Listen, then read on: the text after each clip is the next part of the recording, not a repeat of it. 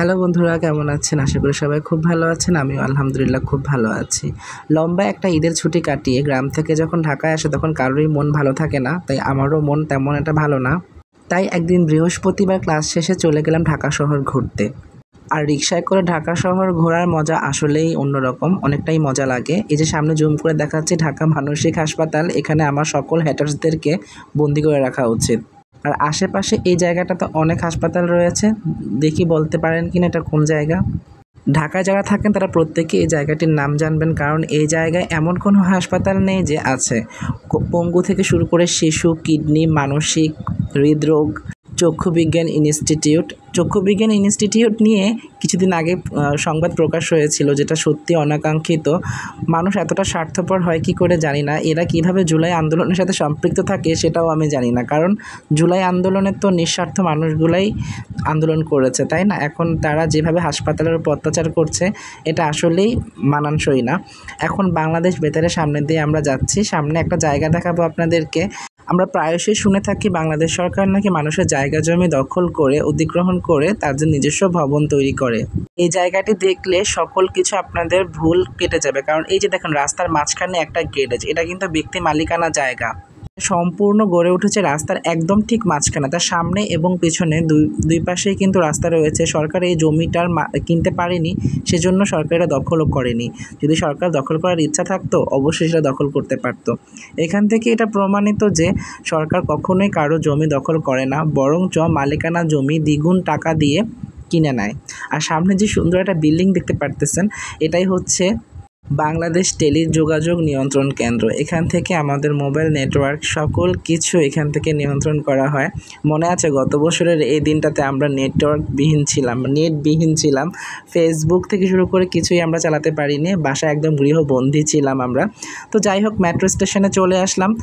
যেহেতু মেট্রোতে আমার ওঠাই হয় না, তো কারণ আমার বাসা এবং কলেজ খুব কাছাকাছি এবং গ্রামের বাড়ি যেতে গেলেও মেট্রোর কোনো প্রয়োজন হয় না। তো সেজন্য ভাবলাম আজকে যেহেতু মন খারাপ, আর আমি এর আগে মেট্রোতে 2বার উঠেছি, আজকে সহ 3বার হবে, তো আমরা আজকে মেট্রোর কিছু পজিটিভ এবং নেগেটিভ দিকগুলো তুলে ধরবো।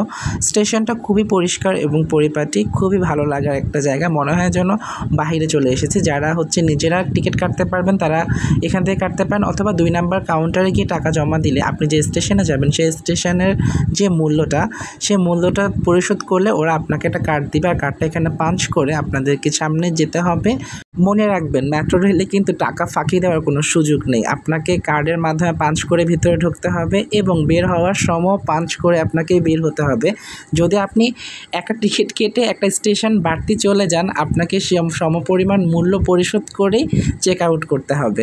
তো এখানে টাকা মাইর দেওয়ার কোনো সুযোগ নেই। আমরা বাঙালি সবসময় সুযোগের সন্ধানেই থাকি, কোথা থেকে 1 টাকা মারা যায়, কিন্তু এখানে কোনো সুযোগ নেই। এই যে মেট্রোটা আসছে এটা যাবে মতিঝিলের দিকে, বাট আমি চিন্তা করলাম ঢাকায় থাকার সুবাদে আমার যেহেতু উত্তরা যাওয়া কখনোই হয় নাই, তো আজকে উত্তরা থেকেই ঘুরে আসবো, দেখি মনটা ভালো হয় কি না।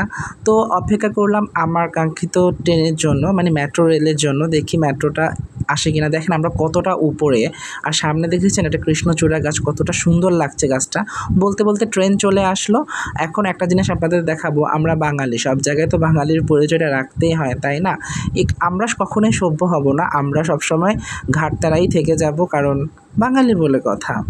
স্টেশনে ট্রেন থামবে, পর্যাপ্ত পরিমাণ সময় দেওয়া হয়, মানুষ নামবে, দেন আমরা উঠবো, তাই না? কিন্তু গেট খোলার সাথে সাথে কে নামলো সেটা দেখার দরকার নাই, নিজে উঠতে পারলেই হয়েছে, কোনো সমস্যা নেই। এই যে মানুষগুলোকে আমরা নামতে দিচ্ছি না, আমরা নিজেরাই উঠে গেলাম, এটা কিন্তু আসলেই ঠিক না। আর মেট্রো রেলের বিষয় যেটা নেগেটিভ, যেটা বলবো, নেগেটিভ কোনো কিছুই নাই, সব কিছুই পজিটিভ, সব কিছুই খুব ভালো। প্রতি 10 মিনিট অন্তর অন্তর ট্রেন আসে, ট্রেন যায়। নেগেটিভ যদি কিছুই থাকে সেটা হচ্ছে আমাদের বিহেভিয়ার। আর সামনে যে আমরা রাস্তাটা দেখতে পাচ্ছি, এটা রাস্তা না, এটা হচ্ছে বিমান বাহিনীর রানওয়ে। অনেক সুন্দর লাগতেছে, বিমান বাহিনীর ভিতরের যে দৃশ্যগুলো বা ভিতরের যে পার্টগুলো অনেক সুন্দর, সবুজ, মনোরম। এই যে সামনে একটা মেট্রো যাচ্ছে আমাদের, মানে ওভারটেকিং করলো, অনেক ভালো লাগতেছে, মনটাও অনেকটাই ভালো হয়ে যাচ্ছিল। ভিতরের একটা প্রবলেমসের কথা শেয়ার করি, সেটা হচ্ছে আমরা ফ্যামিলির যে গসিপিংটা সেটা ফ্যামিলিতে করলেই হয়, কারণ মেট্রোতে আমার ফ্যামিলি মেম্বার কেউই উঠে না। তো সেজন্য আমরা চেষ্টা করবো একটু আস্তে কথা বলার জন্য, কারণ আমাদের এই হই হুল্লার বা জোরে জোরে কথা বলাতে কিন্তু অন্যদেরও প্রবলেম হয়, আর আমরা সবাই একটু সহানুভূতিশীল হব অন্যের প্রতি। যাই হোক, ওসব বাদ দিয়ে আমি আমার অভিজ্ঞতা তুলে ধরি। মেট্রো রেলের জার্নিটা আসলেই অনেক ভালো লাগতেছিল। এর আগে যতবার উঠেছিলাম খুবই অল্প জায়গায় গিয়েছি, মানে শেওড়াপাড়া থেকে আগারগাঁও, এর বাহিরে কোথাও যাওয়া হয়নি। আর আজকে ফার্স্ট টাইম একদম আগারগাঁও থেকে উত্তরা নর্থ গিয়েছিলাম, না অনেকটাই জার্নি। তবে খারাপ লাগছে একটু পরপর স্টপেজ, এটা আসলে যাত্রীদের সুবিধার জন্যই, কিন্তু ভালো লাগেনি আর কি। তাও এটা যাত্রীদের সুবিধার জন্য করা হয়েছে। আর মেট্রো রেলের জার্নিটা যদি নাম্বারিং করা হয় 10 আউট অফ 10 দেওয়াই যায়। আর যতটুকু খারাপ সেটা আমাদের যাত্রীদের মাঝেই, আমাদের আরেকটু স্মার্ট হতে হবে, আমাদের আরেকটু গোছানো হতে হবে। আর দেশের সম্পদ, রাষ্ট্রীয় সম্পদ অবশ্যই নিজের সম্পদ মনে করেই চলতে হবে, নষ্ট করা যাবে না। তো এখানে অনেক মানুষের তাড়া আছে, সেজন্য তারা ধাক্কাধাক্কি করে নামছে। আমার কোনো তাড়া নেই, সেজন্য আমি ওয়েট করে সবার শেষেই নামছি, যেহেতু আমি এমনিতেই ঘুরতে এসেছি। তো সামনে একজন আঙ্কেল, আর তার ভিডিওটা নাই করি। তো বের হওয়ার সময় অনেক ভালো লাগছে। আর আমি যেহেতু উত্তরাতে ফার্স্ট টাইম এসেছি, আমার কাছে সত্যি অনেক ভালো লাগতেছে। আর একা ঘোরার মজাও কিন্তু একটা অন্যরকম। আপনি আপনার ক্লাসমেটদের সাথে নিয়ে আসবেন, বন্ধুবান্ধবদের সাথে আসবেন, সেটা অন্যরকম মজা। আর একা নিজের মন ভালো করার জন্য ঘুরতে যাবেন, সেটা অন্যরকম একটা মজা। আর এই যে দেখুন চারপাশে এত ওয়াশরুম, মেট্রো রেলের এখানেও ওয়াশরুম আছে থাকার পরেও আমাদের কেন রাস্তার সাইডেই কেন আমাদের প্রাকৃতিক কাজটা সারতে হবে? আজকে আপনি গিয়েছেন, কালকে আরেকজন যাবে, এমন করতে করতে এই জায়গাটা এতটা নোংরা হয়ে যায়, শেষ পর্যন্ত আমরা দেশের দায় দেই। ভাই, দেশের দায় দেওয়ার আগে নিজের দিকে তাকাই। তো আজকের ভিডিওটা এই পর্যন্ত। সবাই ভালো থাকবেন, সুস্থ থাকবেন। দেখা হবে আবার কোনো একটা নেক্সট ভিডিওতে। আল্লাহ হাফেজ।